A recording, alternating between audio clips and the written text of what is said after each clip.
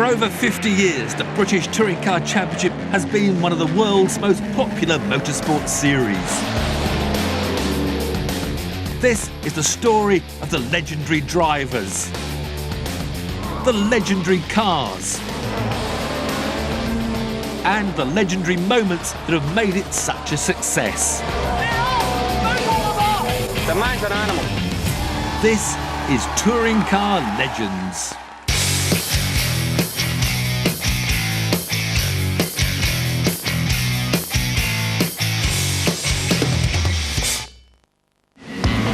Watch the fingers on the left, then it's go.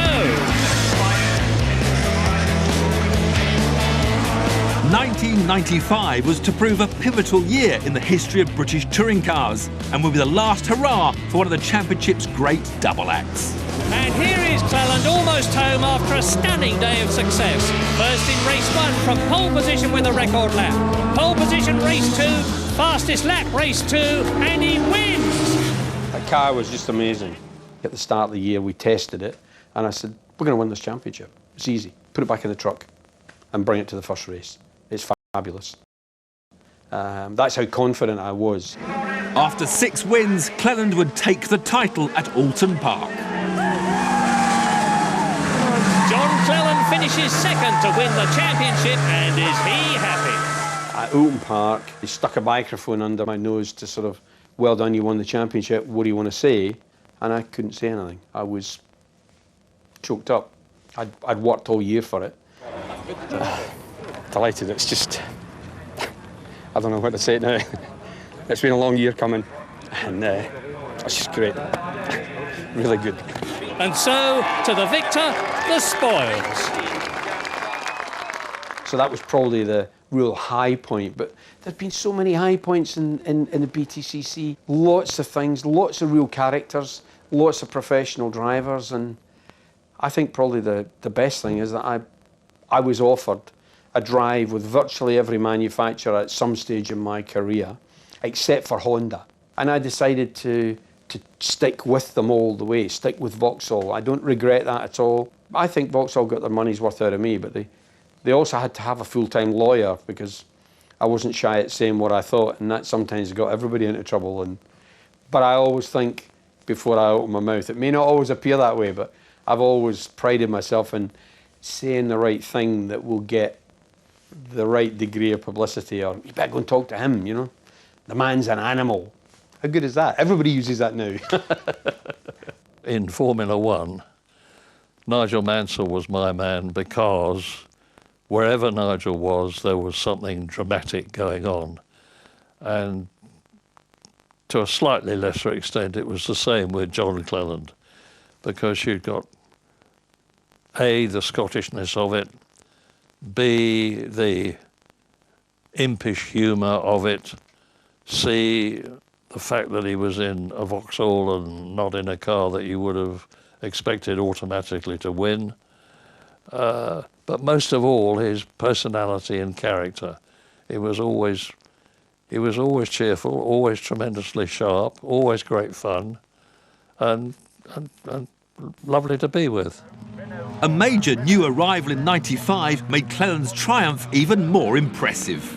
Just as Alfa Romeo and Vauxhall and Volvo got into the British Touring Car Championship in order to get the publicity, so did many others, particularly Renault. And Renault really went full house because they didn't just take a Laguna and make 1 or 2 changes to it. They went to Williams Formula One racing and said, make us a Laguna. When Williams Formula One team turned up with Renault and a 60-man team to run a touring car, you know, that did seem a bit extreme. Williams Renault arrived a year after another team with F1 connections, Tom Walkinshaw Racing. TWR had won the BTCC with Wyn Percy as long ago as 1980 and had returned in '94 with the bonkers 850 estate. You think of Volvo and the BTCC, you think of the 850 estate.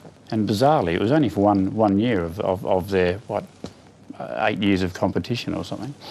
So it just goes to show how powerful that was. The estate used the same mechanicals as the saloon, and they knew they weren't going to be that competitive in the first year. They need to get a year under their belt of running the car and the team and the drivers, so that's why they used the estate. And it was just heaven for the BTCC as well as Volvo. John Cleland might have raced for Vauxhall, but his day job was running a Volvo dealership. It was the car that we as Volvo dealers sold lots and lots of. It changed the image of the car immediately. In the days when Volvo were involved in that championship, we saw people come through the door saying, is that the car that they were racing at the weekend? And yes, it was. And it just completely changed that perceived image of the Volvo brand. Vauxhall would replace the Cavalier with the new Vectra for the 96 season. And although Cleland would win 2 races in 98, he would never again challenge for the championship. He finally retired in 1999 with happy memories. For me, it was fabulous. I was doing something. I was being paid to do something I would have done for free.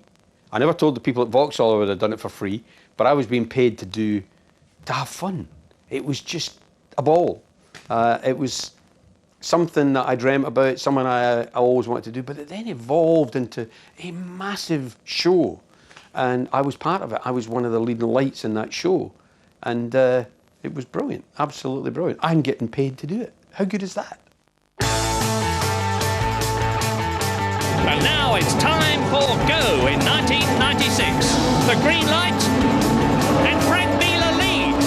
If further proof was needed that the BTCC was hitting the big time, it came with the arrival of a works Audi team at the beginning of 96. The four-wheel grunt of the Audi out of the corner is terrific, and we're with Frank Beeler now.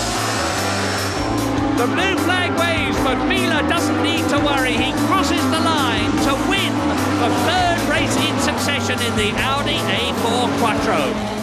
Audi came over. Audi must have been watching the British Touring Car Championship, and someone must have said, I think we'd better have a bit of that. So they sent Frank Beeler over, and he had a British partner, John Bigcliffe, who drove the other, 4-wheel drive Audis, and they made mincemeat out of everybody else. The man of this year's British Touring Car Championship is Frank Beeler. 8 wins, and he says he looks forward to returning next year to defend his title. That is very good news. Now all of a sudden you had half the field full of international guys that you couldn't even pronounce their names. So that did bring a whole different level to it. The easiest way for me to gauge it was a paddock, and you went through from transporters with an awning to these massive structures that they'd bring in. And you look at some of the hospitality and infrastructure they'd bring into the race meeting, you think, this is nuts. You know, a few years ago, the cost of doing that would be for the whole championship, but now someone's sandwich bill for the year would probably run a privateer.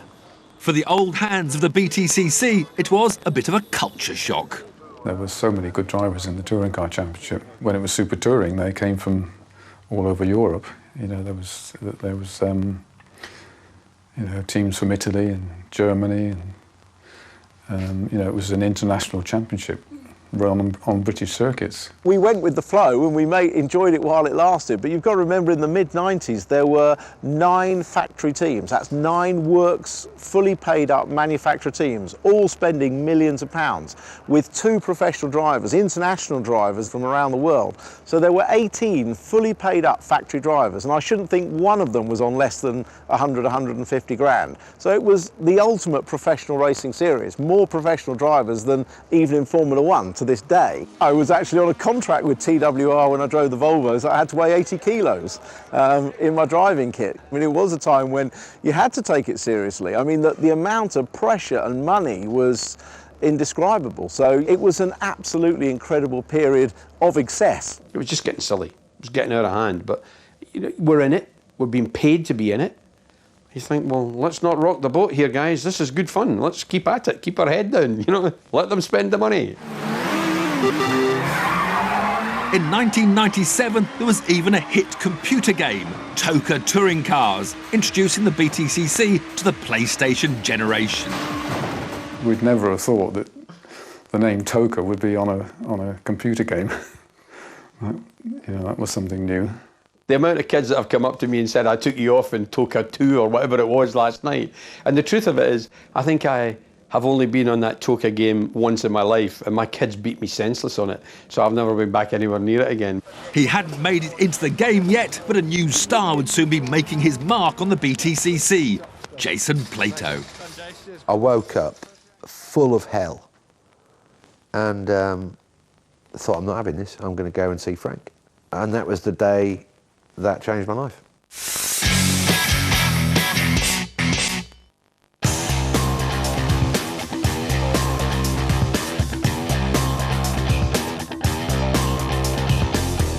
With so many international superstars vying for a place on the BTCC grid, just getting noticed called for desperate measures. Jason Plato had just completed a successful test with the Williams-Renault team when a letter from Sir Frank Williams arrived. Saying, look, you did a great job in the test. There's nothing you could have done to get the drive. It's out of your reach, and the reasons are, we need someone with profile. We can have a Formula 1 driver, and it was either going to be Jean-Christophe Bouillon or Gianni Morbidelli. And that was a big kick in the teeth, actually, because I thought, oh, God, what do I need to do? The one thing you have to have is this insane belief in your own ability, and I have that, and I think all drivers do. So the actual doing the bit in the car was never a doubt in my mind. This is a big upward step for me, and I'll give it absolutely everything. Whereas, these failed F1 drivers, is it really a career step for them? Are they just, they're on the way down? Give me a break, give me a chance. A few weeks after that letter from Frank and the phone call from Renault, I woke up full of hell and thought, I'm not having this, I'm going to go and see Frank. And that was the day that changed my life. His radical plan was to confront Sir Frank in person at the Williams HQ. He got past security, but the boss's PA was a different matter. You can't walk off the street and come and see the most important man in motorsport. You'll have to go. I argued a bit. Anyway, I didn't win the argument. But just before I left, she let out a nugget of information, which I said, well, look, can you pass on my regards, but also let Frank know that I have been to see him, and maybe I can schedule an appointment. And she said, look, you're wasting your time. He's not here till lunchtime anyway. So next plan was come out. I think I moved my car here. It was definitely there, and I chose this because I can see security, and in the old days that hedgerow wasn't there, so I could wait for his car coming in, and also I'm kind of hidden from the factory unit. So I basically sat here, smoking myself to oblivion, eating mints, speaking to my dad, am I doing the right thing, for the best part of 3 and a bit hours. And then Frank's car came in, off I went after him. I charged over here with my briefcase, which was empty, and Frank's car just turned right, just by where those flat flags are. And from this perspective, I thought he's going to go through that gate over there, and he's gone. So I was in full Linford Christie mode, running across the grass, only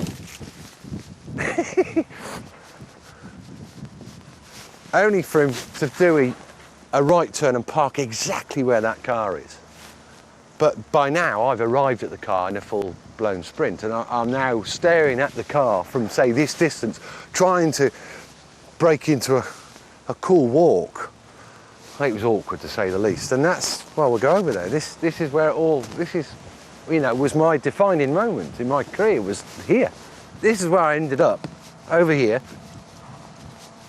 staring. I was at the car door like this, staring at Frank, thinking, oh my God, what am I doing? Forgot that, he needs to be taken out of the car now. I've got this horrible gut-wrenching awkwardness here, thinking, what the hell am I doing? And begged and pleaded with him just there for him to give me 5 minutes of his time. And he agreed after a bit of negotiation, and in we went. Probably one of my most proudest moments in my life, actually, that, had I not done what I did that day, we wouldn't be speaking now. I wouldn't have had a touring car career. So yeah, it was all down to that tree, that grass, and that little car park space, and a bit of hard talking.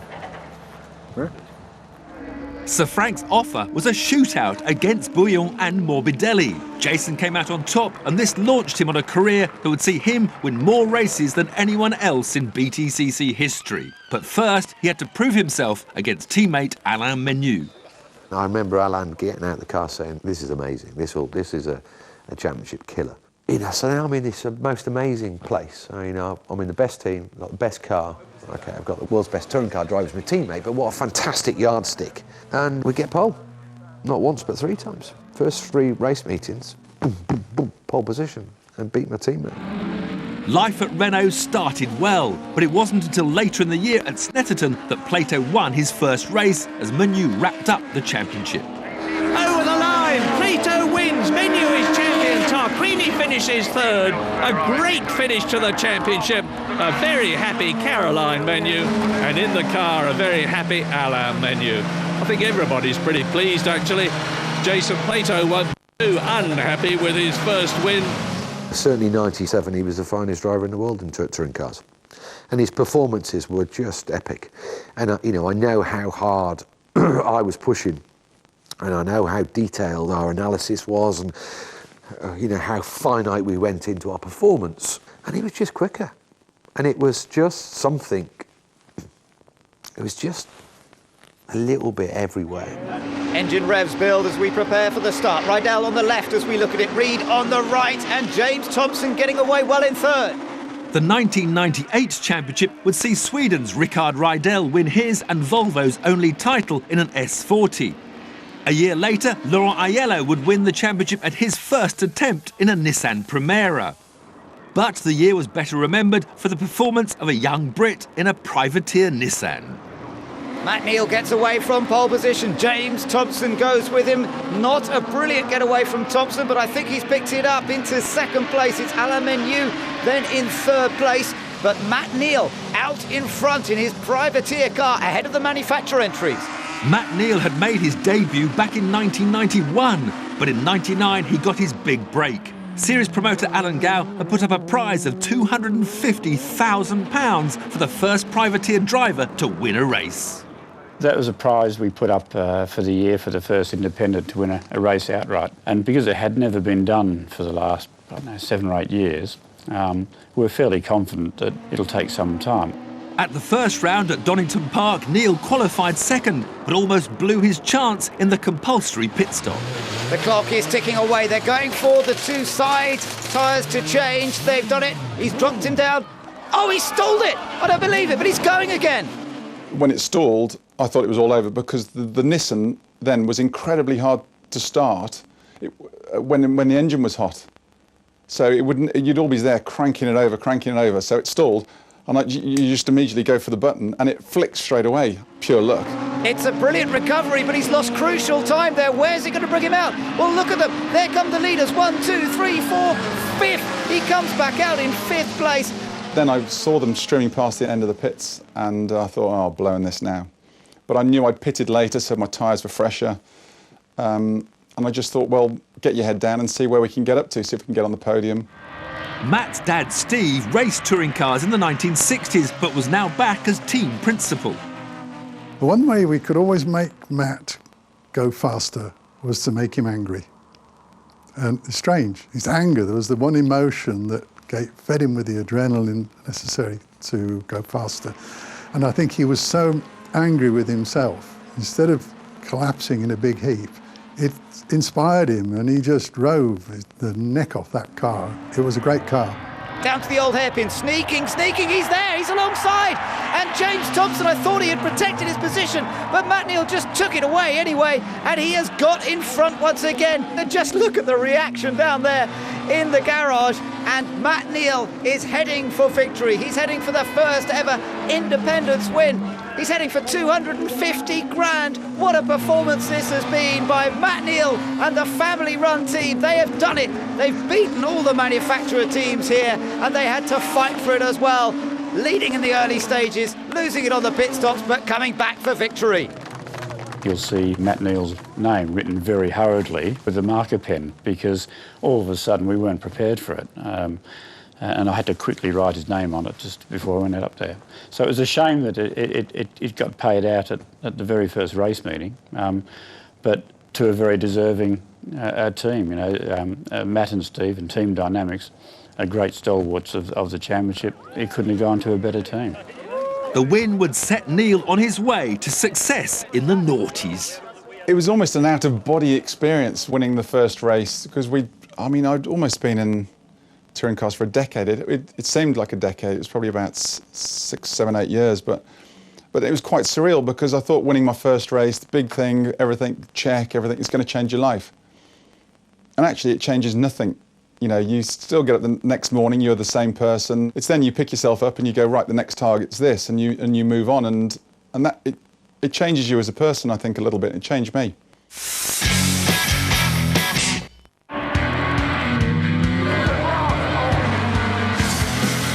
Matt Neal's £250,000 win was a high point in a championship that was becoming the battle of the budgets. We didn't have the control over the technical regulations that we had earlier, and things started getting out of control, if you like, with aerodynamics and homologation specials and everything else. That drove up the cost considerably. We did have some interesting homologation issues, and there were lots of debates as to how we could build X number of cars with a certain special wing on it just to get the aerodynamics right of a car. But that's part of the game, and that's part of, I suppose, part of the fun of it that we enjoy, but it's not necessarily in the best interest of the sport. The worst part about that is it drove up the cost and actually reduced the racing, because you had cars then that were so aerodynamically efficient they couldn't follow cars in front too closely, and it just took away from the racing a fair bit. $10.5 million was the top budget for that I knew about, and I'm sure there's more on top of that. That's just the racing budget, not including the marketing, the hospitality and everything else. $10.5 million was one I knew about, and the top driver got £800,000. But I don't think he probably would admit it nowadays. The Ford Mondeo, produced by Richards ProDrive, that took Alan Menu to the 2000 championship, was probably the most expensive touring car ever built.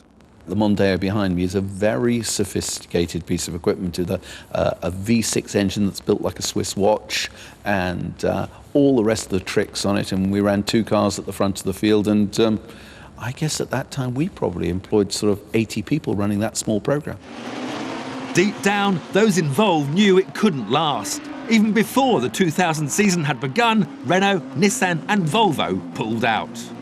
It was just impossible to last, but I think for me it was that budgetary thing. When the budgets became unjustifiable unless you won, and only 1 out of the 9 manufacturers was going to win, we were always going to lose manufacturers. So for me, that was the problem. The year 2000 was the last hurrah for the super touring cars. New regulations were brought in for 2001, which slashed costs by 40%. But of the big manufacturers, only Vauxhall remained. The Vauxhall was just light years ahead of everything else, light years. We had such an advantage in our car, we weren't running at full throttle because it would have just looked stupid. And then it became an interesting dynamic, because then it was me against Muller. Not the harmonious of times, it has to be said. And another great lesson in the dynamics of inter-team rivalries and politics. The seed for this rivalry had been sown at Thruxton a year earlier, when Plato was forced to concede the race lead to Muller, whose contract dictated that he was the #1 driver. In my mind, what #1 status meant was that towards the end of the year, if a van was ahead, then of course I would support him. And if that meant I'd let him through towards the end of the year, not race 2, especially when I'm ahead of him in the series, it just didn't make sense to me. So I ignored the radio calls until the last lap, and then did the big slow down indicator on, waved him through. You can complain about team orders, you can complain that Muller perhaps was gifted this win, but you cannot criticise Vauxhall for the performance of these cars. Vauxhall absolutely dominant this afternoon. Muller and Plato 1-2. Well done, guys. Well done. From that moment on, knowing I've just got to kiss Ivan's bum all year, and that's not a very nice thing to have to do. And I did, I did what was required, and I conceded victories and conceded positions, and But you know, you come home, the cheque arrives in the post, you bank it, and you go, okay. It's just one of those things you have to do as a professional driver. For year 2, though, Plato managed to secure equal #1 status. Battle was joined. The Plato-Muller battle of 2001, for right and wrong reasons, will be remembered a long time. It all kicked off at Donington, I remember. Ivan made a bit of a hairy move on me, barged into me. I thought, I'm not having that, so I barged it back, and actually he went a bit over the top. On board with Plato, that's Ivan Muller ahead of us. The whole protagonist, a little bit of a headbutt there from Jason Plato, and he's muscled through. Has he left more contact? Muller says, you've got to be kidding, sunshine. You're not getting through that easily. Yeah, I think he can actually spell the back of Jason Plato's Vauxhall from here. Ivan Muller burying his nose in the boost. Yeah, then we get to Silverstone, where it really went into orbit. On the last lap, Plato was chasing Muller when the Frenchman hit trouble. Plato now putting Muller under real pressure. Yeah, a bit of a wobble there for Muller after bridge, left-hander. This is his opportunity. Contact though, Plato's through, contact with Muller and Plato. For some reason, I'd clattered into his front left wheel. And there was no need, because I was there, I was inside. We should just accelerate away. Ivan didn't retire, but his front suspension, the track rod had gone. Well, Jason Plato is rounding and taking the checkered flag. Well done, guys. Great race. I won the race. Ivan took the checkered flag and parked on the circuit and got out, started shaking his head. So I still, at that point, didn't know what had happened. In my mind, I was completely innocent. I didn't drive into it. Something had gone wrong. The team split itself in half. The information wasn't relayed. It was kept secret that Ivan had run out of fuel, and I got done by the officials and kicked out. I was looking after my tyre the 3 last lap, and unfortunately I had a small engine cut in bridge, and when the engine came back, phew, I had a big shunt. So that's it. Anyone can watch TV and judge himself. I was the villain for that in everybody's eyes, and I simply wasn't. I was a completely innocent party. And Ivan's performance on the podium where he did the big refused to shake my hand was just, now, when we know what happened, it's appalling. And that's why the relationship between me and Ivan broke down. Muller was both a brilliant driver and a brilliant politician. The team split in 2 and the arguments continued until the final round at Brands Hatch. The track is absolutely saturated as the championship decider gets underway. Plato trying to go up to the outside of Ivan Muller. Warren Hughes leading. Plato squeezing with Muller and getting past both of them. Phil Bennett gets through on the inside and he's up into second, although Muller's going on the attack once again. Jason Plato needs to follow Ivan Muller and keep him in sight, very much so, to win this title. And what a rivalry there has been between the two of them. But Phil Bennett just ahead of those two. These track conditions not any better. Warren Hughes sliding around. Who's that? That's Plato! That's Plato! He's lost it! At Surtees, round it goes! Wheel spin, he's trying to get himself dug out of the grass. Would you believe it? Is this the end of the championship for Jason Plato? Well, he's found reverse pretty quickly. He has not quite hit the barrier, I don't think. He may just have touched it. He rejoins, but as it stands right now, he's just thrown away the 2001 title. Ivan Muller in control of this race at the moment, but you just have to wonder. Oh, and he's lost it again through Surtees. Well, not too badly. He saved it and went across the grass. Didn't do the spin we saw from Plato earlier. That's the second time Muller's done that, though. And Ivan Muller will just wait for the safety car to come back in to try and maintain the lead. Actually, there was something underneath his car there. Just have a look underneath Ivan Muller's car. There are flames. Oh, crikey. Plato Muller's got a fire on the front of his car. Okay, I have fire in the car. I have fire in the car. He's pulling over. He's pulling right over to the side of the track. He's pulling off. No, the fire is still there. Oh, and this spells the end, surely, of his championship now. He had to finish ahead of Plato. Bennett's going to take his first win of the season, but for Jason Plato, there's a much bigger prize on offer, and that is the 2001 title, and his dad's up there to celebrate already. Jason Plato wins the championship. What a day! Plato was the champion, but he was out of a drive. Won it in 2001. Couldn't drive for the team because Ivan had another year on his contract, and there was no way it was going to work. And of course, you know, back in those days, there was only one major manufacturer to drive for where we were going to get paid. So I went off and tried to do some NASCAR. But to come in as a newcomer to that style of racing at this stage of my career and my age, It was a bit scary, to be honest. The 2001 season would also mark the retirement of one of the BTCC's great stalwarts. At 49, Steve Soper was persuaded to return to the championship with Peugeot, but a huge accident at the final round at Brands Hatch ended his professional career. Oh, and it's a huge off! That's Steve Soper, that is a massive accident. Looking back, I probably wished I had never done it, because the car, we couldn't get competitive. I never won a race. So we finished the season with an accident without winning a race, and it sort of, I had a fairly serious neck injury, and that stopped any jollies from there on after. I felt fine at the time. As time went on, it became quite painful. Basically, when I went to a consultant and they referred me to more consultants, they all said, stop motor racing. So that was a bit of a blow. I think I had a privileged life. 30 years I raced for, 21 years I think professionally being paid. So what a fantastic, privileged life. As one legend's career was ending, others were only just beginning. And the returning Plato would enter into a rivalry more intense than any other in touring car history. I'm going to rip your face off. You know what that? I'm going to rip your hey, back to this. Manufacturers may have come and gone, but one name continued to top the touring car timesheets in the noughties: Vauxhall. Yorkshireman James Thompson, who had first graced the championship in 1994, claimed the 2002 and 2004 championships in an Astra.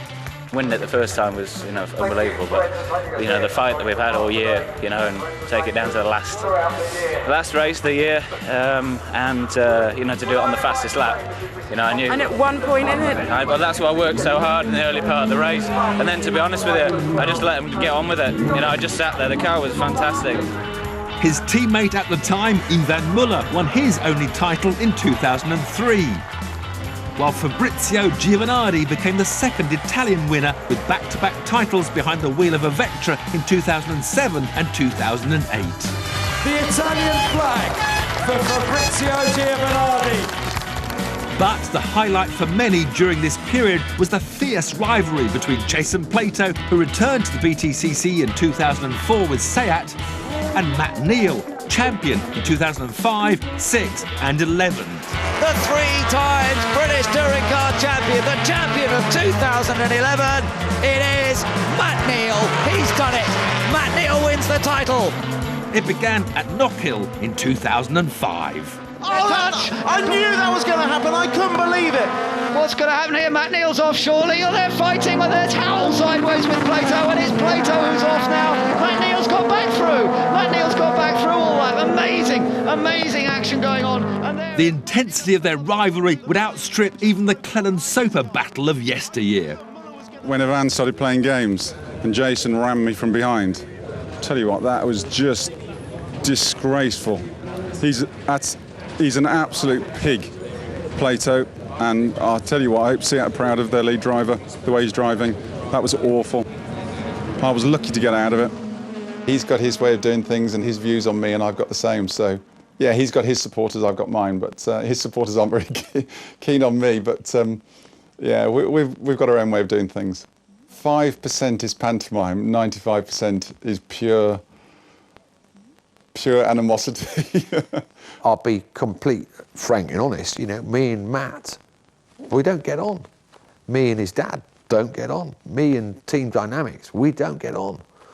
Never have done. I don't trust him, and I don't trust his dad, and I don't trust the team, and I'm pretty sure he feels exactly the same way about me. Things got ugly at Snetterton in 2006. Can Matt get a better exit? He's on the outside. This could be contact at the bottom hole. It's not a good place to have contact. Oh, Matt Neal sideways, championship leader in big trouble. Sideways, he gets it back again. It's Plato and Matt Neal side by side, knocking into each other. It's not over yet. Matt won't like that. His car's quick round here. Now he's on the back.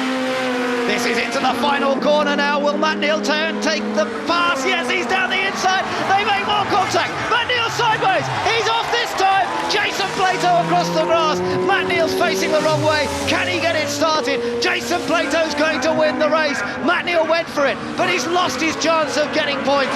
And Jason Plato takes the win. That Snetterton incident is where it all. Yeah, that was quite a kick off. That I think we were both a bit naughty. I should have got out the throttle, but of course, you're doing what, 110 mile an hour, and you've only got 2 meters to make that decision before it then goes into something else. And I didn't make that decision. I was still in. The corner's mine. The corner's mine. And of course, it then gets to the point where he's now on the front of my car.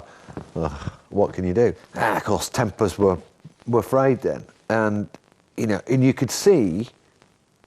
Partly one of my frustrations is just the car advantage he had round Coram. I mean, just like, I'm like that and he's cruising round. And of course, we got down the inside and, there was a professional foul committed, most certainly. Hands up. 2010 saw Plato edging out Neil to claim his second championship, this time in a Chevrolet, while the 2011 season started with history being made. Jason Plato is going to become a record-breaking winner in British touring cars. He has now beaten Andy Rouse's record. He's got 61 wins in the British Touring Car Championship, and that is a huge achievement in British touring cars. This was also the year that saw his rivalry with Matt Neal reach new heights during qualifying at Rockingham. There was a lot from behind the camera which people didn't know about or were aware of that had been going on between me and him, and we'd had a bit of a run-in in qualifying as well, not even the race, and it's just sort of sparked things off a little bit more. Oh, Matt Neal actually hit the back of Plato there, Tim. What is going on? Hitting him on a sort of qualifying run, and he ran into the rear bumper of Plato. Track position is crucial, it's important. The last thing I want to do is get stuffed behind one of the Hondas, and because you have to leave the pit lane in garage order, what could have happened was, and this is my general distrust of the Honda operation, and it is at all costs fight Plato, and we know that because we scan their radios. My worry there was I was going to get stuck behind one of the Hondas and they were going to effectively hamper my session. In the pit lane, it all kicked off. I'm going to rip your face off. You know what that? I'm going to rip your Hey, pack it in, man. For God's sake, Barry, tell him to stop it. Be careful, Jason. Be careful. Be careful, son. Not one of my proudest moments, but it probably got to be done. He wouldn't take his helmet off, though, would he? Matt's second Dan black belt in what they call street fighting. He's very, very competent, very, very strong, very, very fit, and it's the last bloke anybody would want to pick a fight with, quite honestly. It would have been a bit one-sided, I feel. The last thing you do is you go and pick a fight with a driver who's got a helmet on, surely. I'm a lover, not a fighter. I'm not a fighty bloke. I'm a runner, definitely. I can run away from stuff. At least Jason's father, Tim, provided some light relief.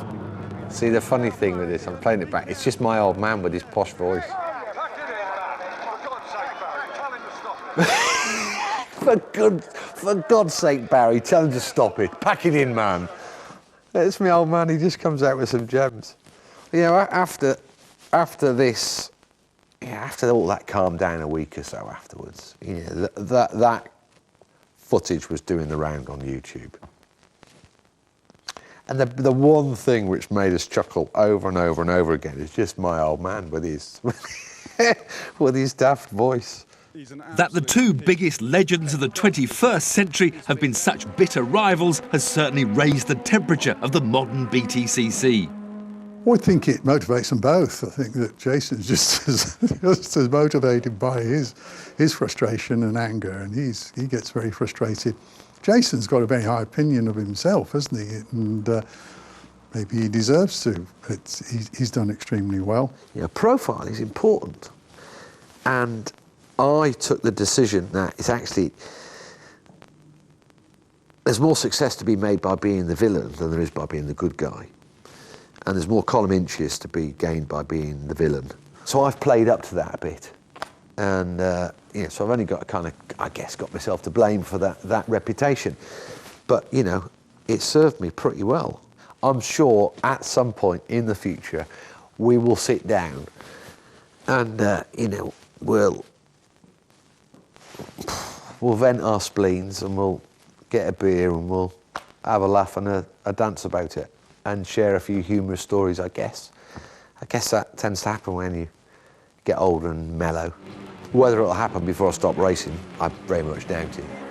In recent times, Plato and Neil are not the only drivers to take each other out. There was also a famous moment when Neil hit teammate Gordon Shedden. Here comes Matt Neil for the lead! For the lead! Oh, they hit each other! Into the gravel!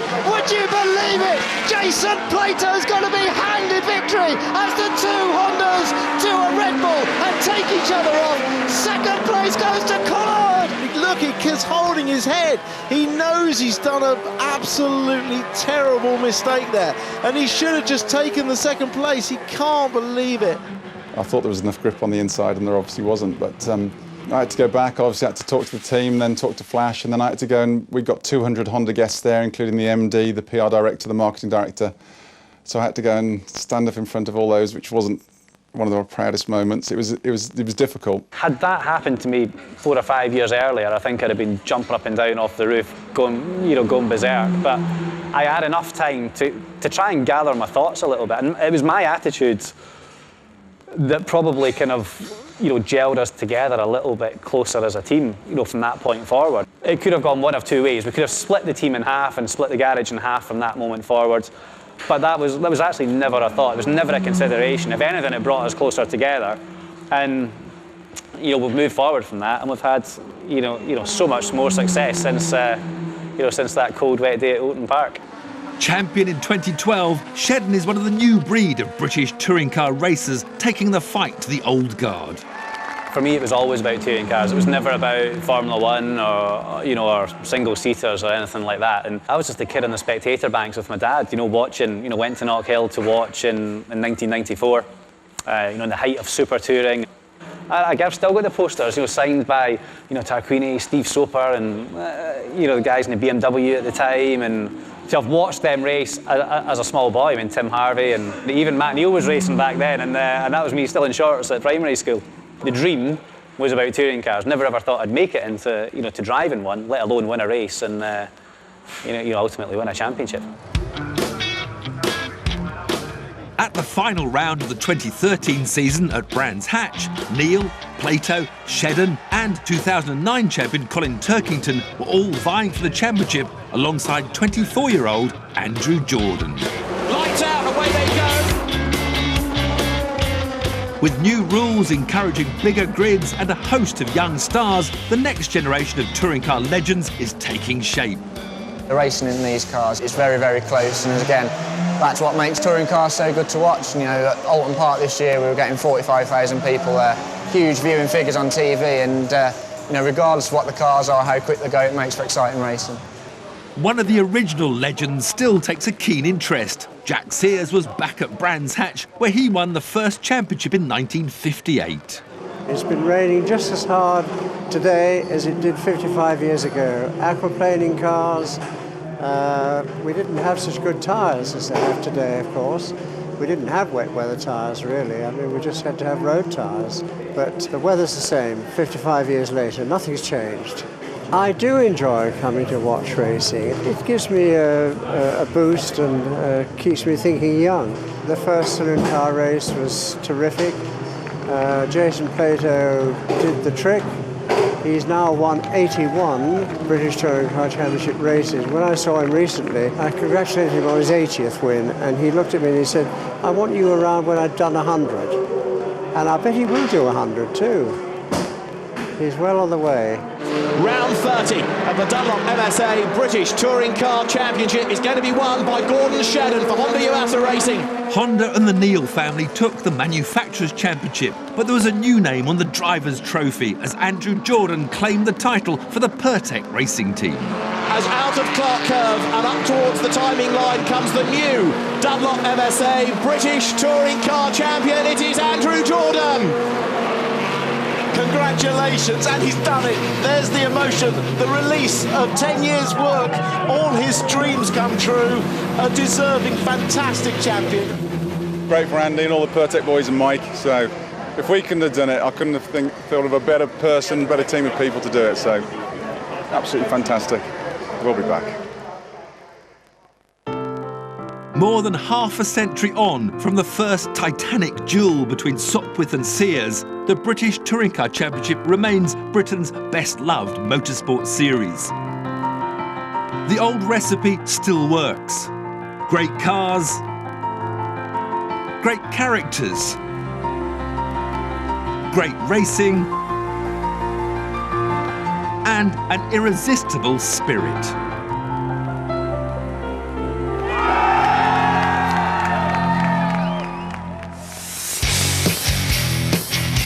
At 10, Cullen continues his quest for revenge as the Sioux plot to disrupt the